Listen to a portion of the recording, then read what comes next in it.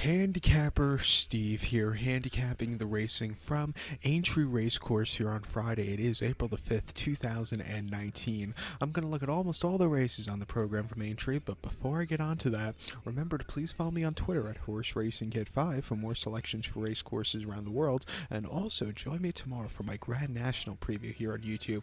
It looks like it's going to be a great Grand National, and I'll have previews for that race and all the other Aintree races tomorrow. Also, stateside, if you're interested in some Kentucky Derby prep races, we have some great ones. Here in New York, you have the Wood Memorial, you have the Bluegrass from Keeneland, and you have the Santa Anita Derby from, guess what, Hollywood Park. No, just kidding, Santa Anita Park. And I'll be looking at all those races here on YouTube also, so go check out those videos very soon. But this Friday card from Aintree, looks like you can make some money in some of these races. It's a very interesting race card. So we're going to look at almost all the races except the 7th race, the 5:15, the bumper. I'm not giving you a tip because I just don't like those. I'm not a big fan of bumpers, my personal opinion. So we'll look at the other 6. Let's get on to it. The first race, the 145 from Aintree. It's the Grade 3 Mersey Rail Handicap Hurdle. Grade 3 race for Class 1 horses, going for a purse of $96,000. Races for 4-year-olds and upwards. We have a field of 22 horses going 4,000 meters or 2 miles and 1/2 over the hurdle course. Very wide open race here. I'll give you 2 horses that I think can win. The 2 horses I would use would be the 2 horse Brio Conti and the number 6 horse Stern Reuben. So 2-6 for me. I'll definitely use both of them in an exact or forecast box, and I would definitely use them in a place pot, but and possibly an exact or forecast box also. But we'll start off with the 2 horse Brio Conti, the 8-year-old gun by Dom Alco. Harry Coveton gets the leg up for Paul Nichols. The horse's most recent outing came at 13th of March at Cheltenham, 2 miles 5/8 in the Grade 3 Coral Cup Handicap Hurdle, and the horse, I think he had a decent 4th place finish by 2 lengths. He jumped well, he had a decent turn of foot, he had a low weight. It was a good run there. Before that, though, at Ascot, 2 miles 3/8 in a Class 2 Handicap Hurdle, the horse won by head. He had to be used a lot that day, but he did upset at 25-1. It wasn't as good as, even though he won there, it wasn't as good as, as Cheltenham, where he did get around the race course a little bit easier. And then before that, Sandown in the Grade 3 888 Sport Heroes Handicap Hurdle back in early February, he didn't finish the race, pulled up out of it. The distance, he almost going 3 miles. Maybe he just couldn't keep up there. It wasn't his day to win. And then at Carlisle in November of 2017, in a 2 miles 1/2 Class 3 novice hurdle, the horse won by a nose. He jumped well there. That was his last race for almost a year and a half. But his last 3, or last 2 were decent. I think he's sitting on another good run. I think he'll like Aintree, the flatness of this course, not so demanding like Cheltenham, and I think he'll really run well. So at 6-1, I'll use him along with the 6 horse Stern Reuben. TJ O'Brien's on this one for Philip Hobbs, 8-year-old gelding by Authorized. This horse's most recent appearance came the 15th of March at Cheltenham in the 2 mile 1/8 Grade 3 County Handicap Hurdle, where he finished 6th by 8 3/4 lengths there. He didn't get up the final few fences well, and he didn't quicken up well. Couldn't get up the hill. It wasn't that his day.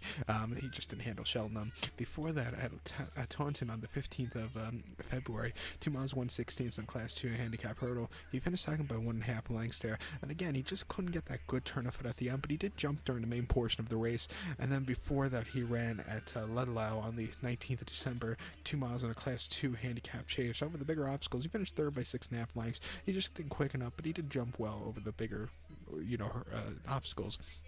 Coming here, smaller obstacles, flatter race course. The extra half mile should help him from his last few runs.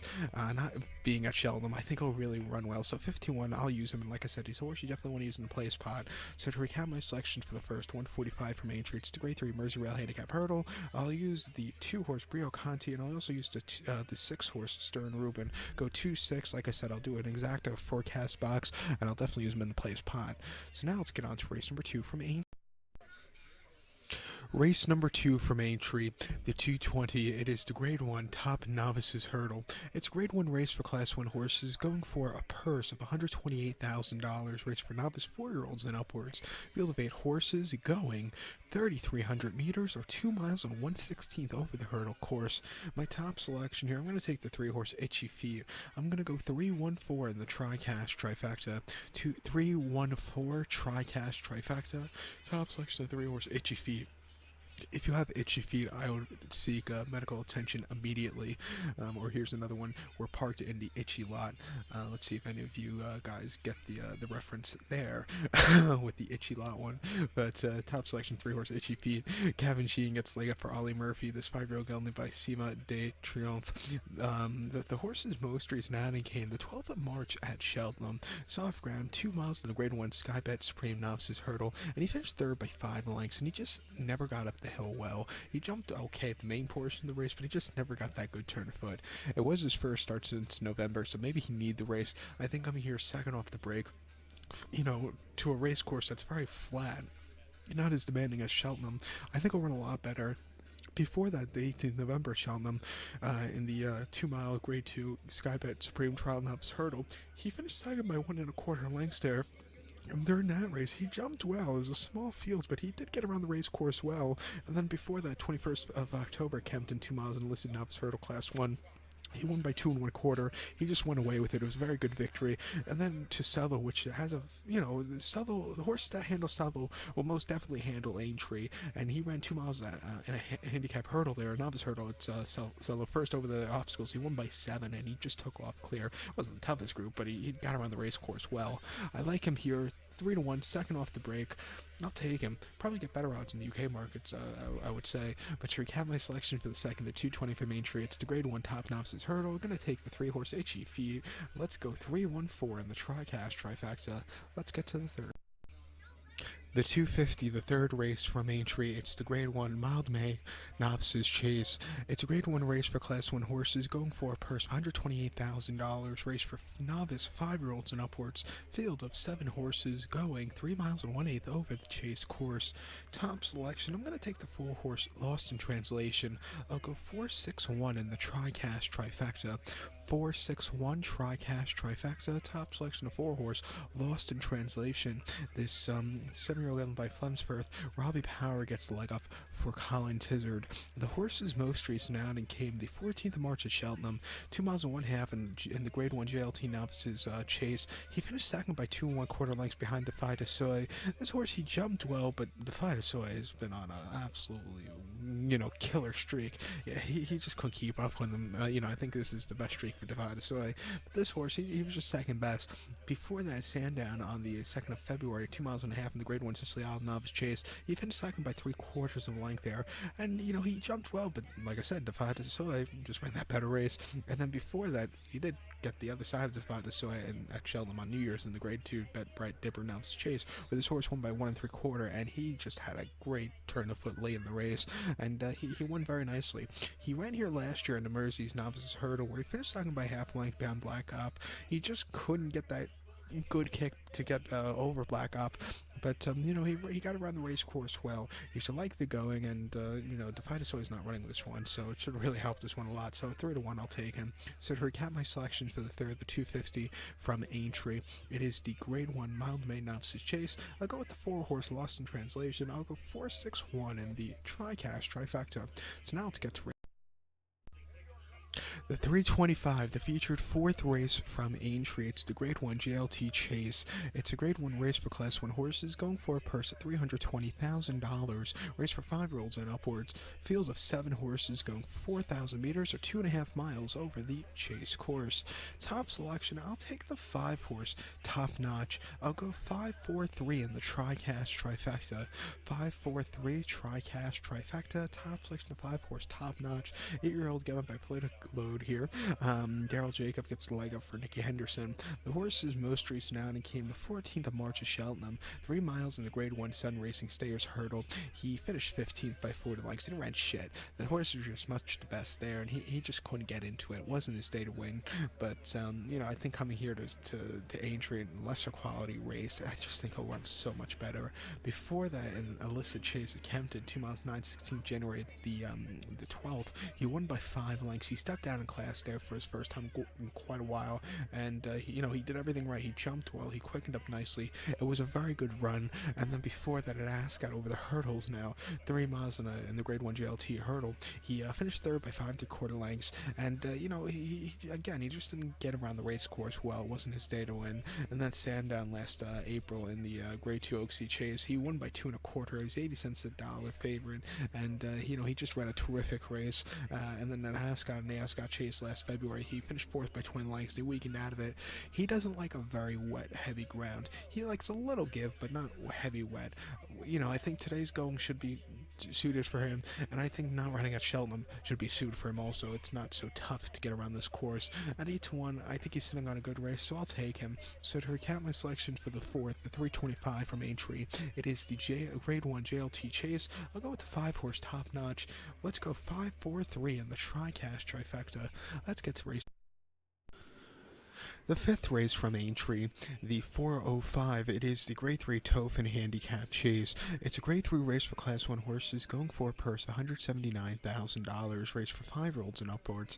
We have a field of 30 horses going about 4,200 meters, or the distance of ground of 2 miles and 5/8 over the Grand National Course.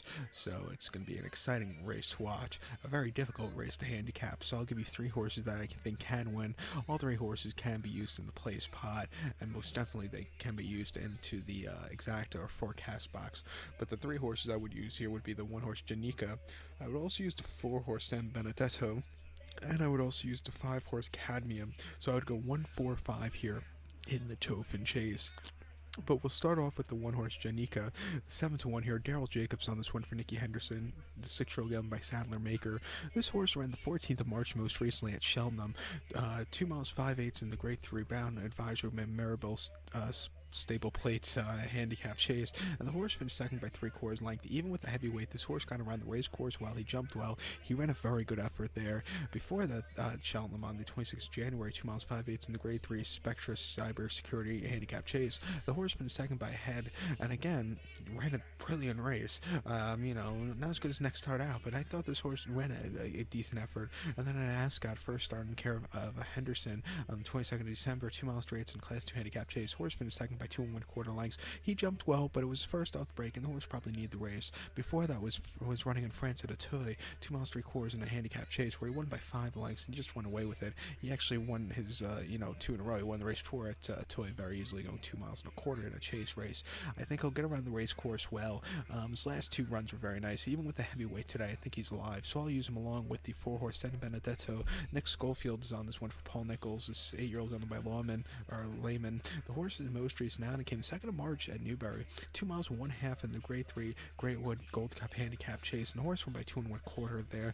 He jumped well. It was a very good race. It was a major improvement off the race report. Came at Ascot on the 19th of January, 2 miles 5/8 in a handicap chase, where he finished 10th by 15 lengths, and he just hit the wall completely. The ground was very wet, and it just wasn't his day to win. And then before that, at Huntington, 2 miles and a half in the Grade 2 Eldrin Blue Chess, the horse finished 6th by 21 lengths, and tougher horses there. You just could not get around that race course. A very weird race. And then he ran at Ascot, 2 miles and 1/8 in a handicap chase. Horse finished 4th by 7 lengths. He jumped well. He needed a little extra ground, but he still ran a decent effort. I think the 2 mile 5/8 Sterner should help this one. I think he's properly handicapped. He's not facing those tougher horses like he did last time at Newbury. And I think at 15-1, he's a horse that can definitely get a piece of it, and a horse that definitely can be used in the place pot, along with the 5-horse Cadmium. This 7-year-old owned by early March. Paul Townend gets leg up for Willie Mullins. This horse's most recent outing came a few weeks ago, the 18th of March at Navan. 2 miles in the Grade 2 Tolls.com Webster Cup chase, and the horse finished second by 2 1/4 lengths there. They were a Drasso ran massive that day, but this horse, he jumped well, except a few fences, but he did plug on at the end. It wasn't the world's worst, but best. It wasn't the world's worst or best race for him either. Before that, in the Grade 3, What's Odds Paddy Chase at Nace, 2 miles in February the 24th. He won by 3 lengths, 67 cents a dollar. He just went away with it. That was a very good run. And then before that, at Leopardstown, 2 miles 5/8 in a handicap chase. He finished 4th by 10 lengths. It's the 5-1 favorite. He really just never got into it. But I think the softer ground back to a decent lower end race for him. I think he's another horse that could get a piece fit, so 15-1, I'll definitely use him. But to recap my selections now for the 5th from Aintree, the 405, it is the grade 3 Tophin handicap chase. I'll use the 1 horse Janika, I'll use the 4 horse San Benedetto, and I'll use the 5 horse Cadmium. I'll go 1, 4, 5. Like I said, I'll put them all into a forecaster exacta box, but I'll definitely use them all in the place pot. So now let's get to race number 6 from Aintree. Race number 6, the 440 from Aintree. It's the Grade 1 Sefton Novices Hurdle. It's a Grade 1 race for Class 1 horses, going for a purse of $128,000. Race for novice 4-year-olds and upwards. Field of 13 horses, going 3 miles 1/8 over the hurdle course. My top selection here, I'm going to take the 5 horse Dallas Des Pictones. I'm going to go 5-10-3 in the TriCast trifecta.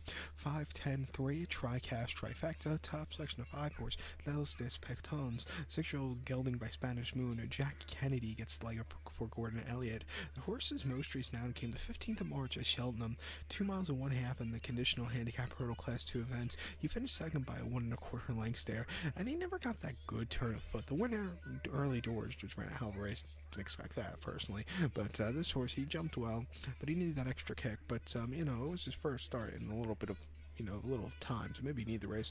7.5 weeks earlier, Leopardstown, 3 miles in handicap hurdle. He won by a neck there and did everything right. He jumped well, sat close, and he held on to a very nice victory. It wasn't as impressive the race before. It came at Punchestown, 2 miles and a half in the main hurdle, which his horse won by 10, and he did everything right. He jumped easily that day. It was a very good run. And then Leopardstown on Boxing Day, 2 miles and a main hurdle. He finished second by 3 lengths. He finished second, but the winner City Island ran a hell of a race, but this horse, he did get around the race course well. That was a very good run. If you take into account also his race before, he ran absolute crap at Nace. But coming here today, I think he's with the 8 starts he's had, he's run almost all 8 decent races, and I think he's a live horse here. I think he's the best in the race, so I'll use him as a top selection. So to recap my selection for the 6th 440 from Aintree, it's the Grade 1 Sefton Novice Hurdle. I'll take the 5 horse. I'll go 5-10-3 in the TriCast trifecta.